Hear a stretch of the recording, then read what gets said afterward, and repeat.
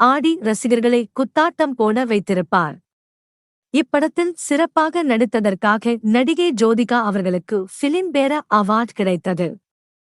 நம்ம தளபதி விஜய் அவர்கள் நடித்து இதுவரை நான் முழுமையாக தியேட்டரில் அல்லது டிவிலோ இதுவரை பார்க்காத படங்களை உங்களுடன் பகிர்ந்து கொள்கிறேன் என்று இப்பதிவின் தொடக்கத்தில் கூறியிருந்தேன் அல்லவா? அதில் நான் மிஸ் செய்த படங்களின் பட்டியல் கூறுகிறேன்.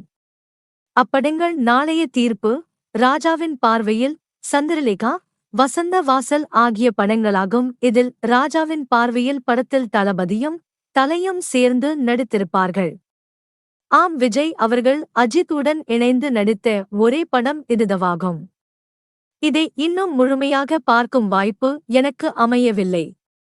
இங்கே நான் குறிப்பிட்ட அனைத்து படங்களும் 90 கால கட்டங்களில் தொடங்கி 2000 ஆண்டு வரை வெளியான படங்களாகும். குறிப்பாக